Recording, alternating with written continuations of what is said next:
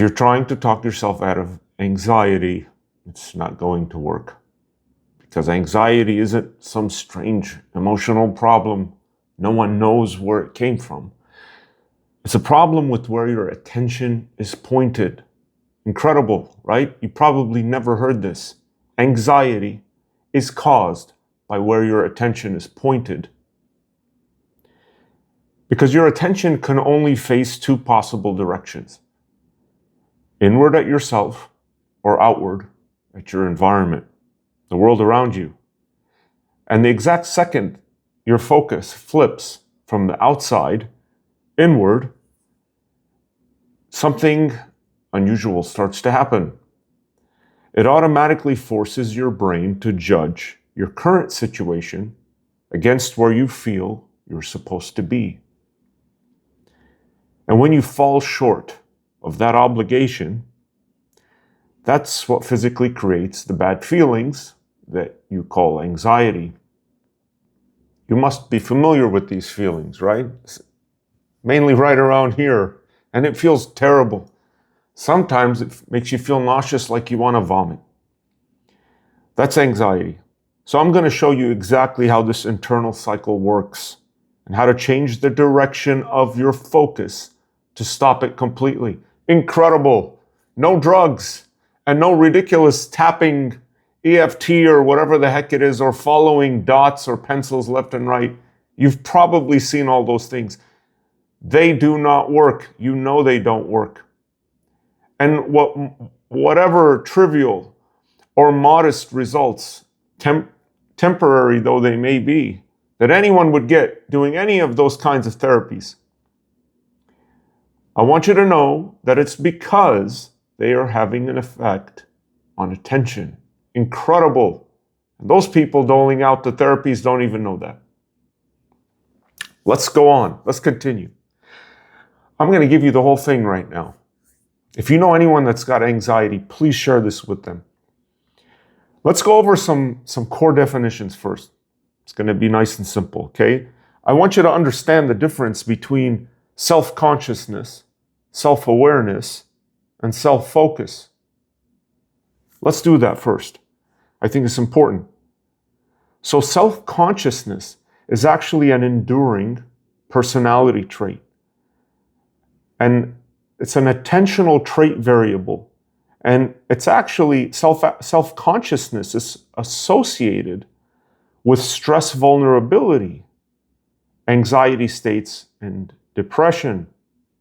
So if you are very self-conscious, you may have a predisposition to these things. Now, self-awareness is different. It's a situational state based on the direction of your attention, right? Attention is either directed inward towards yourself or outward towards the environment. So if I'm self-aware, my attention is directed inward. I'm self-aware right now. In a minute, I'm not self-aware. Get that? And third, self-focus. This is a good one, because that's what I've been talking about for the last 20 videos. So self-focus is an active process functioning as a negative feedback cycle that compares your current status on some standard, right? Some behavioral standard. Your current status with a particular goal. So it could be your work, your relationship, your life. It could be anything, a million things. When you're self-focused, that's an active process functioning as a negative feedback cycle. It's not good. Too much is not good. All right, so the self-focus mechanism, I want to go over that with you briefly. Then what we're going to do, I'm going to talk about how that translates into emotion. And then I'm going to go over a few points, and we're going to get to something really exciting. We're already 4 minutes in. I haven't even told you what I'm going to give you on this video today. I'm going to give you a 5-minute drill that's going to eliminate your anxiety. I should have probably put this in the beginning. I'm going to give you a 5-minute drill later in the video that you've never seen or heard of anywhere online before, most likely, that's going to eliminate your anxiety. Okay? Just stick with me. You're going to love it. It's wildly effective, and it doesn't involve you tapping all over your face and making a fool of yourself. All right, so the self-focus mechanism. So self-focus instigates a process of self-evaluation, right? Remember what I told you about that, self-evaluation. And when you identify discrepancies between your present status on some dimension and an ideal standard, okay? Self-evaluation. And then in the instance where you fall short of that standard, right? Your money, your work, your relationship with whoever it is. When you fall short of that standard, the self-focus produces a negative effect. And as a result of that negative effect, you're going to make attempts, the individual makes attempts to reduce the discrepancy, to avoid the self-focusing stimuli. Now, this functions as a negative feedback cycle, right? Because it serves the purpose of comparing your current status with a particular goal. And it's designed to keep you on track in the pursuit of your goals, right? The self-focus. How am I doing? This is where I need to be. This is where I am. Can I close the gap? What needs to be done, right? It means well. The things inside of you mean well, right? What is that? The path to hell is paved with good intentions. It's the same thing here.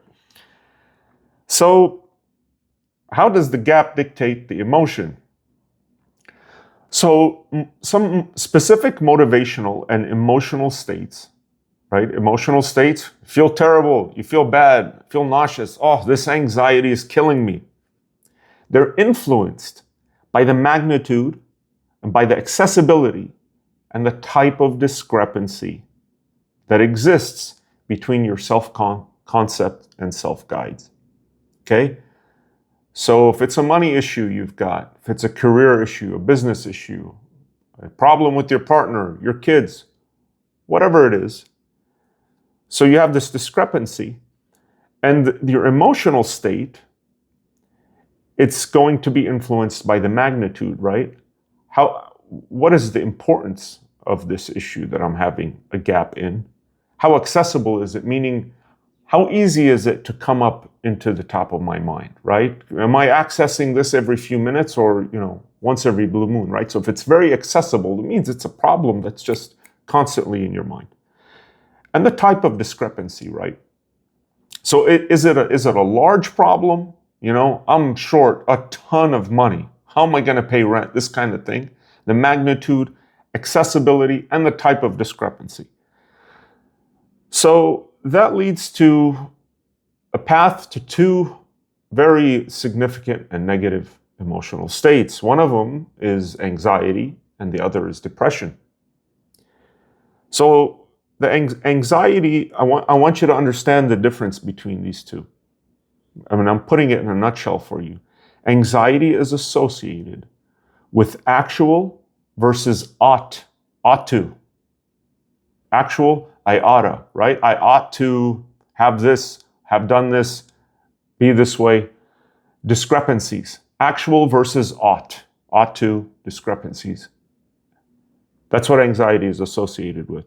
So it occurs when you fail to meet your duties, your obligations, or external rules, and it leads to a sense of impending threat or punishment, right? Because at the base of anxiety is worry.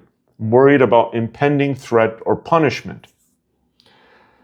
Now, depression is different. It's associated with actual ideal discrepancies. Remember, anxiety is actual ought, and depression is actual ideal discrepancies. Very interesting.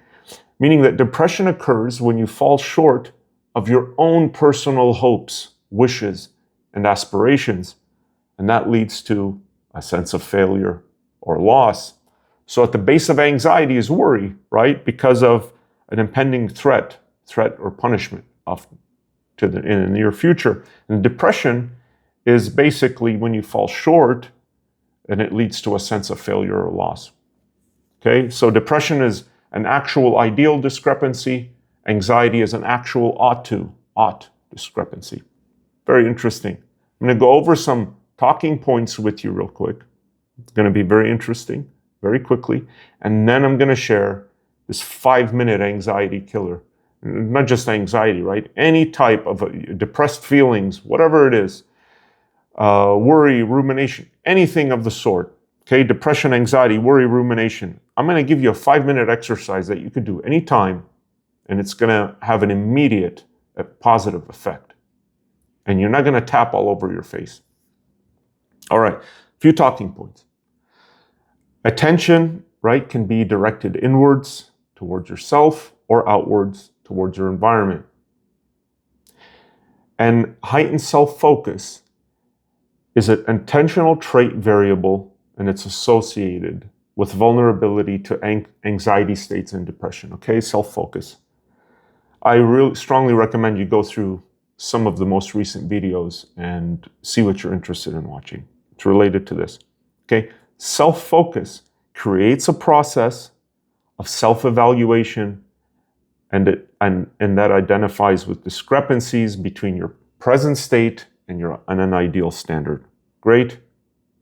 And if there's a negative discrepancy between your current state and the standard, your brain, you essentially are going to make attempts to reduce the discrepancy, to close the gap, right? I need more money. I need more money by the end of this month. I need X amount. I don't have that amount. What am I going to do to put these funds together, right? I need a job by this date. I don't have the job right now. What am I going to do, right? I'm losing this person because I've acted like a heel. I need to fix things. Is it fixable? Okay? So these attempts to fix are followed by further comparisons with the standard and further attempts to reduce the discrepancy if there still is one, right? So you make an effort to fix some issue. It's important to you, keeps coming up. You make some effort, and then you do a quick evaluation. Am I closer? Am I doing the right thing? You know, what do I need to do now? Okay?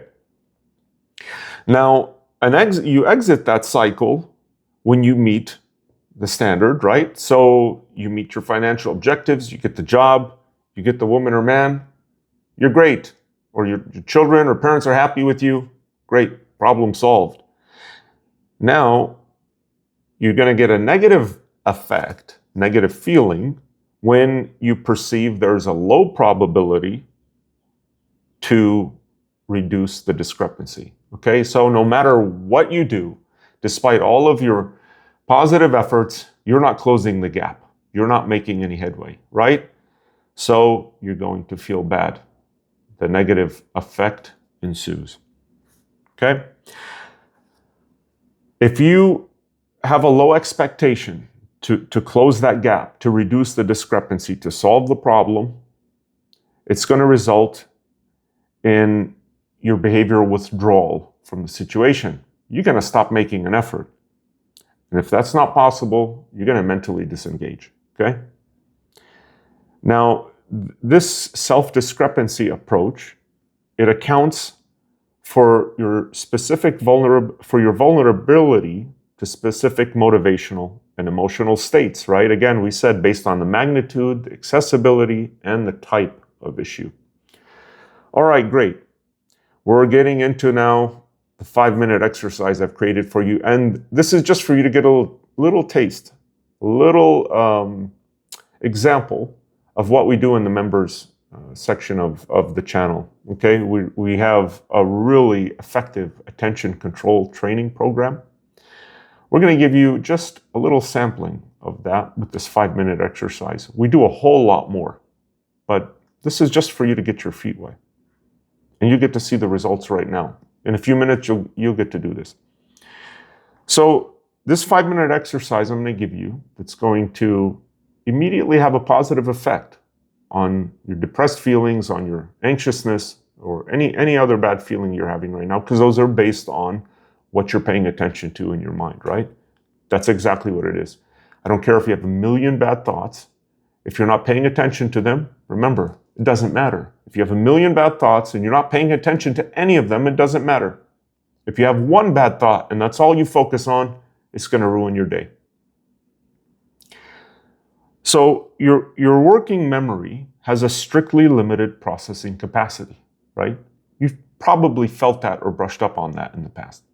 Working memory is limited.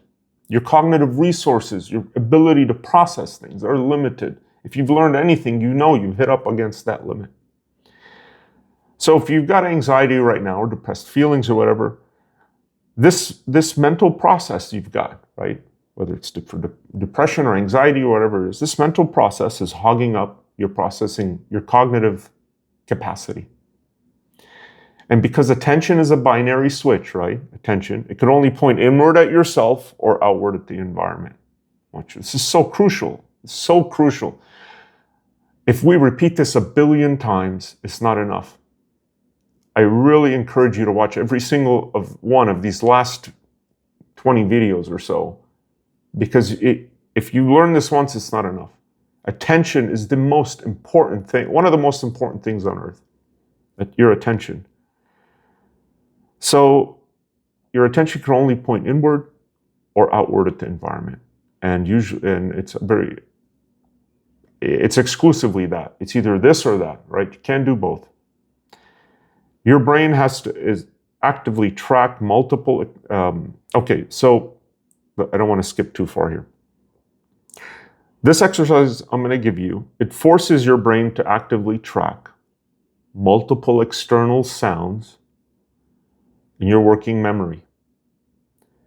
So we're maximizing the cognitive load, okay? So what we're doing is we're changing your attention. We're directing your focus onto external sounds so that we can maximize your cognitive resources. And we're going to squeeze out the negative, perseverative, prolonged negative thinking process. So we're essentially competing against whatever's going on in your mind to produce your negative feelings. Amazing. It's amazing. Why isn't anyone talking about this? Why are they just giving people tapping exercises or follow this, this laser beam or whatever, EMDR or EFT or whatever it is? Come on.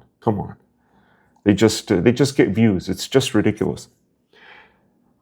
So this maximizing your cognitive load, right? Hogging up all your processing resources, it physically crowds out the negative loop, and it squeezes the anxiety or other related negative thoughts, the depressive feelings or whatever. It squeezes that out of your mental processing space, and then there's no room left for it to run. This is the latest in cognitive science. All right, let's go. This is the 5-minute exercise I've been promising you. It's 18 minutes in. Amazing. Well, I'm glad you made it this far. All right, let's go. Here's what I want you to do for this 5-minute exercise, okay? I want you to go outside where there is noise, environmental noise, okay? And set a timer for 5 minutes without looking at your phone during the exercise, okay? I want you to go outside, anywhere outside, your sidewalk, the street. Be safe though. A park, beach, anywhere where there is noise like wind, birds, traffic, water.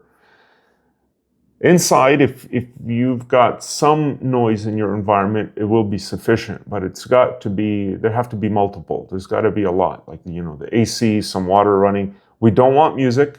We don't want television. Those things don't do very well to increase cognitive load, right? Because you just you quickly adjust and acclimate to those, and you ignore them. That's why you can listen to music and even study or do a million things, okay? We don't want music. So the park is great, the sidewalk is great, anywhere where you can hear noise, people, traffic, cars, engines, things like this. Here's what I want you to do minute by minute. In the first minute, I want you to focus entirely on one single continuous background sound. One single sound. And if an anxious thought comes up, if a negative thought comes up, something you worry about, something that makes you feel bad, I want you to leave it in the background and keep your focus locked on the one sound. So I want you to treat any thought that comes up, whether it's in words, it's auditory, or it's visual and imagery. I want you to treat whatever's happening in your mind as another external sound. Car engine, air conditioning unit, some wind, some birds, people in the distance. I want you to treat your thoughts the same way and focus on that one sound. If you've got birds chirping or the sound of vehicles in some highway, just pick up any sound. I want you to focus on that for the first minute. Minute 2, I want you to find a second distinct sound and split your attention evenly between both sounds at the same time. So in the first minute, I picked up a bird. It's chirping intermittently. So I know where it is, and I'm waiting for it to chirp again. That's where I'm focused. In the second minute, I'm focusing on some children playing, 100 feet away. I can barely hear them. Something like this. Or, there's an AC unit outside of, some structure. I can hear that whirring. I pick that up too. I've got 2 sounds now. And I'm going to divide my focus. I'm going to give it all my attention to this exercise. I'm going to divide the attention, the focus, and bring them both into my focus. Well, you're focusing on one thing, but I want you to bring them both and have them absorb your complete attention. In the third minute, I want you to find a third sound and actively track all 3 separate sounds simultaneously. In the third minute, find a third sound. And it could be intermittent, an occasional car passing by, so I'm focusing on the road. There's no sound all the time, but it's variable, okay? Or another bird, or there's some water. Find a third sound. You need to go to some place where there is enough sound, right? Could be more people talking, another person talking. Find that third sound. That's the third minute. You've got all 3 in the third minute, and you're dividing your attention among all 3. Do your best. You have to expend your mental energy on this. It's not casual. It's not something you do or it's not something you're doing for fun or enjoyment or to relax yourself. This needs to consume your mental resources. You have to put energy into this. And for the remaining 2 minutes, minutes 4 and 5, I want you to hold that exact position, keeping your attention distributed across all 3 external sounds for the final 2 minutes. Hold your attention across all 3 sounds for the final 2 minutes. So what this does, forcing your brain to track 3 separate external things, fills up your working memory's limited capacity, and that leaves no processing power available to run the internal anxiety loop or cycle, depressive cycle or thinking, whatever it is, rumination, dwelling, and worrying, and fear. So this 5-minute drill is just a quick test, and it proves that the mechanics work of this attention control training program. And if you want to permanently rewire this kind of a sticky mind, let's call it, if you're having these problems, if you want to make some significant long-term change, then I would really recommend a structured daily progression that's found in the 12-video attention control program. It's available through the channel in the members area. And there's a join button. If you click on that, you join, I'll see you in the training program with the members area. See you.